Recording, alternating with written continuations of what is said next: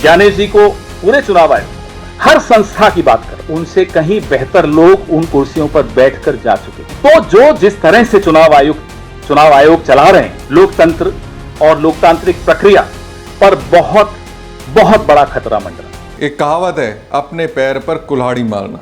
अगर चुनाव आयोग बीजेपी के इशारे पर काम कर रहा है तो यकीन मानिए एनडीए के हाथ सत्ता तो गई।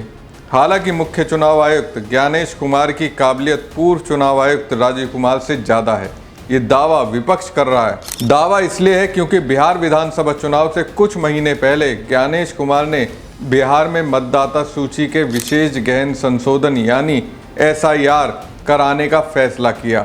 अब ये काबिलियत ही तो है, इसे काबिलियत की कैटेगरी में ही तो रखना चाहिए। ज्ञानेश कुमार ने अपनी एक और काबिलियत एक ऐसे नियम को बनाकर दिखाई जिसमें सियासी पार्टियों की ओर से चिट्ठी पत्री में उनका प्रतिनिधित्व करने का दावा करने वाले ऐसे व्यक्तियों की बात पर ही गौर करेगा जिन्हें उन सियासी पार्टियों के प्रमुखों की ओर से चुनाव आयोग से संपर्क के लिए बाकायदा अधिकृत किया गया होगा। मतलब एक के बाद एक नियम। ये मुझे नियम नहीं लगते, चुनाव आयोग का प्रयोग लगता है। लेकिन अब इस प्रयोग के साइड इफेक्ट दिखने लगे हैं।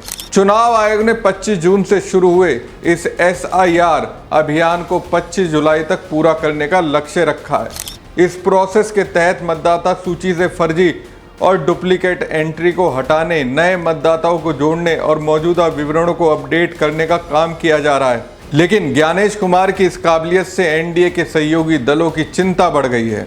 चिंता इस बात को लेकर है, अब तो उनकी राजनीति के सारे आयाम ध्वस्त हो जाएंगे।